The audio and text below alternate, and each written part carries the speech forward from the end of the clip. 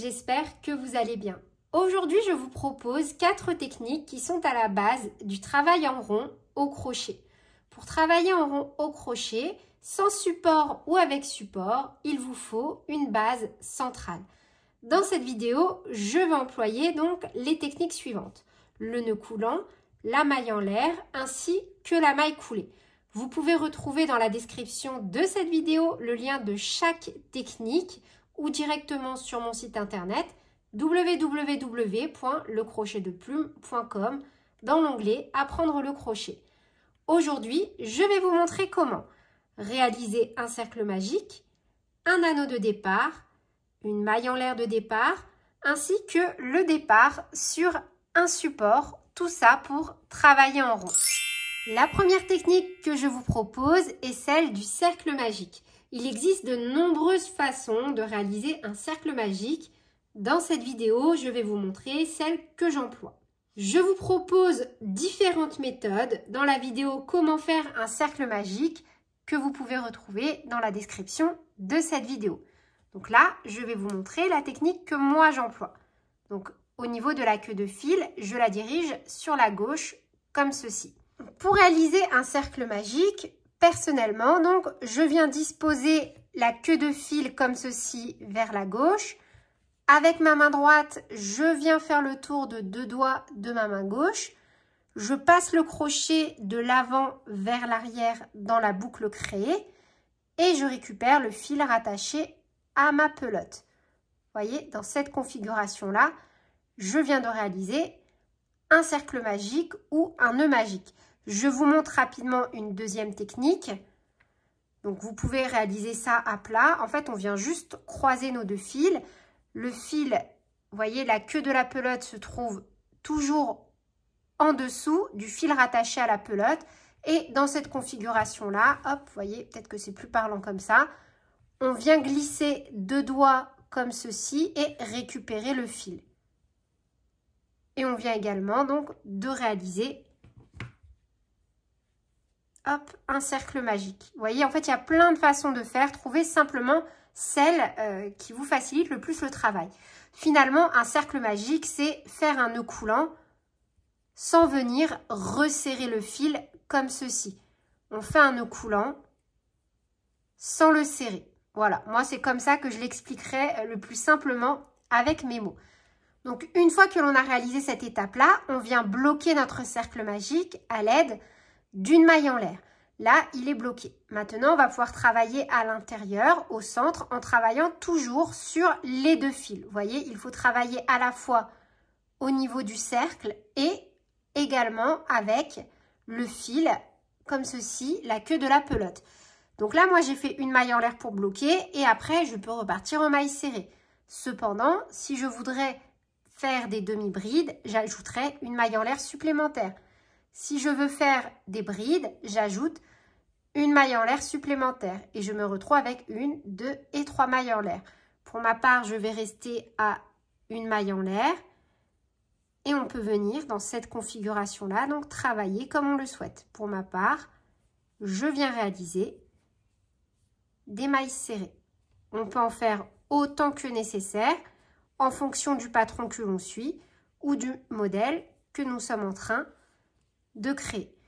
Une fois qu'on a le nombre de mailles souhaité, on attrape la queue de la pelote, le fil de l'extrémité et tout simplement on vient tirer dessus pour former notre petit cercle. On va bien tirer, vous voyez, et ensuite on peut repartir en circulaire ou en spirale au choix.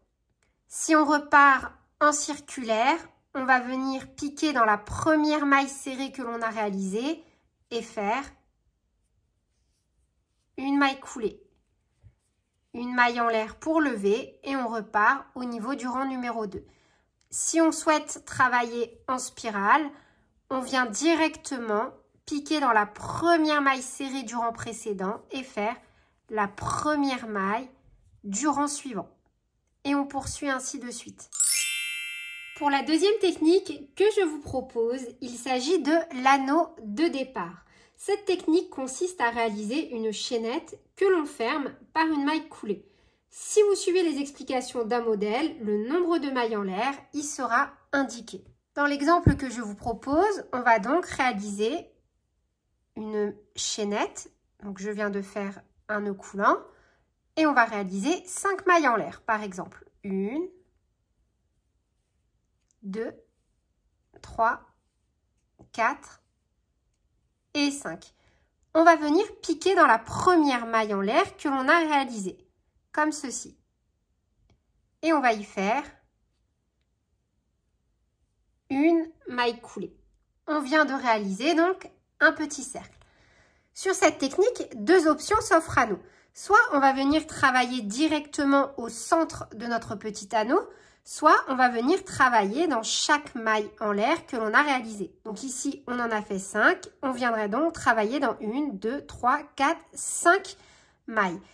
Quelle est la différence? En fait, si on va travailler au milieu, ce que je vous propose dans un premier temps. Toujours même idée que pour l'anneau magique, on va faire autant de mailles en l'air en fonction du point que l'on souhaite réaliser. Là, par exemple, je vais venir faire pour changer des demi-brides.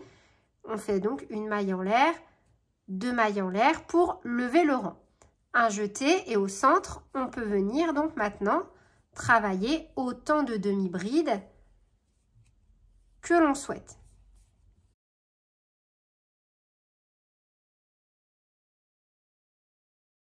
Comme ceci.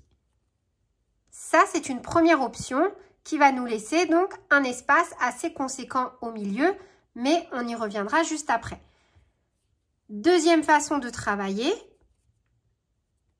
Donc, hop, je repars cette fois-ci avec seulement une maille en l'air et je vais travailler en maille serrée. Ce serait donc de venir travailler dans les mailles que l'on a fait précédemment. Par exemple, 1, 2, 3, 4, 5. Et on vient travailler directement dedans. Par exemple, en faisant 2 mailles serrées dans chaque maille.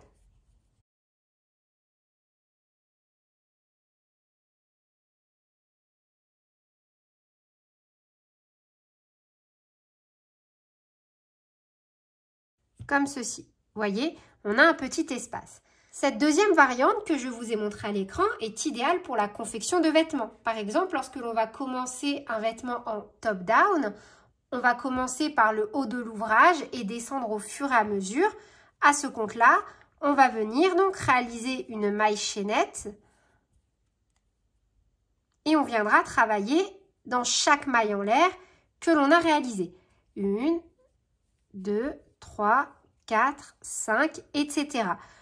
Juste, point important, vous voyez, là, je vous ai montré sur un petit modèle. Donc, forcément, c'était beaucoup plus simple de ne pas faire vriller la maille chaînette.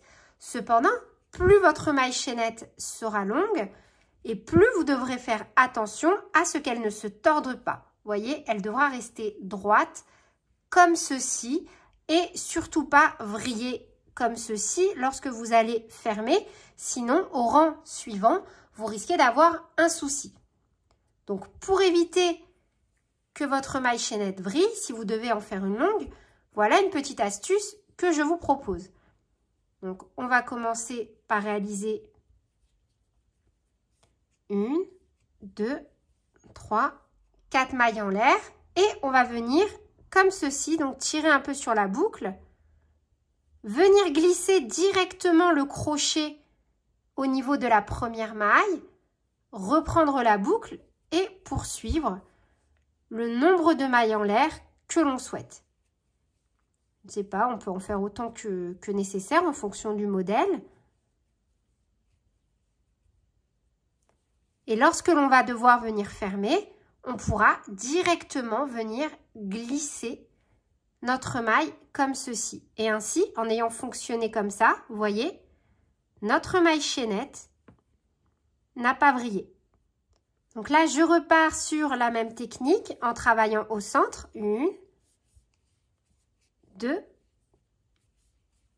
3, 4, 5, 6, 7 et 8. Et je vais venir fermer par une maille coulée.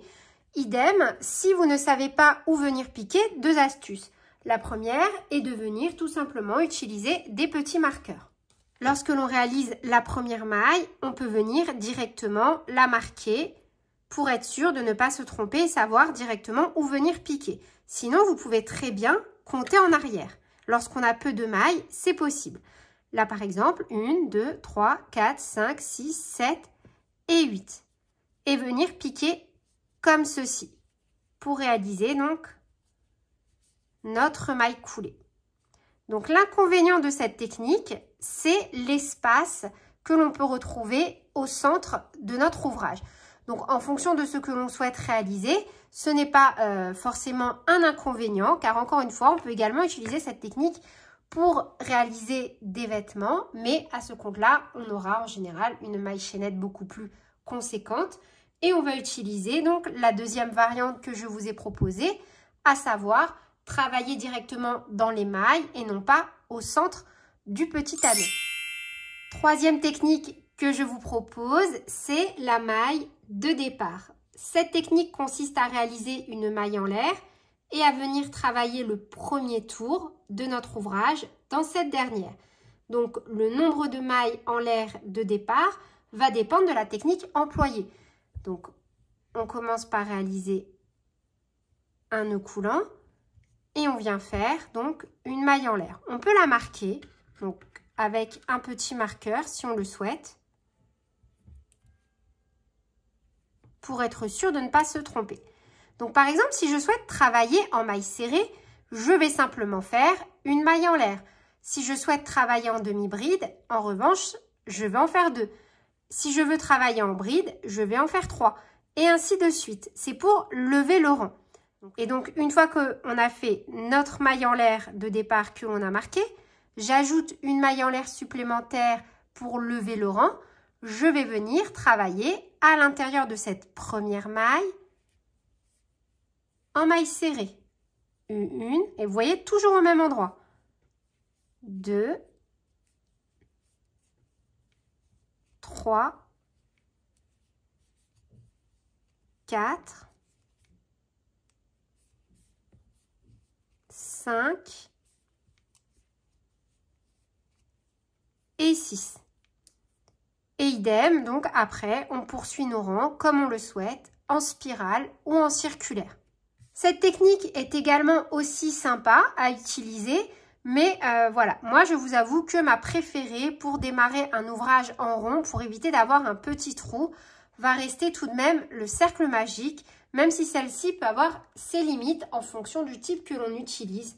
Voilà, après chacun fait comme il veut, c'est vraiment à vous d'affiner vos techniques et de changer en fonction des fils que vous utilisez. Par exemple, quand on va utiliser des fils un peu plus fragiles comme le raffia, si on doit faire attention au cercle magique pour ne pas tirer trop fort sur la queue de fil, donc soit on prend en compte la difficulté en y allant vraiment piano piano, ou alors on va venir plutôt utiliser une technique de ce type qui va certes nous laisser un petit trou au niveau de la base de notre ouvrage, mais cependant qui viendra nous éviter de nous heurter à un fil qui peut se casser facilement parce qu'avec le cercle magique, si le fil n'est pas assez solide, on peut effectivement le craquer. La quatrième technique que je vous propose permet de rattacher notre fil à un support pour venir travailler en rond tout autour. Donc pour ce faire, c'est vraiment très facile. Par exemple, prenons un élastique comme ceci. On va simplement venir de l'avant vers l'arrière, glisser notre crochet dans le support. On vient ensuite faire tout simplement un jeté, voyez, autour du crochet. Et on va ramener le crochet donc de l'arrière vers l'avant. On se retrouve dans cette configuration, la queue de fil est derrière le support, ainsi que le fil rattaché à la pelote.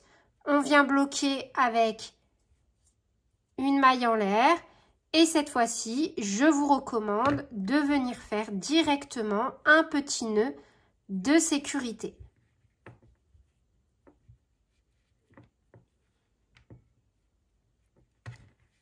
Ensuite, idem, en fonction du point que l'on travaille, on va venir réaliser autant de mailles en l'air que nécessaire.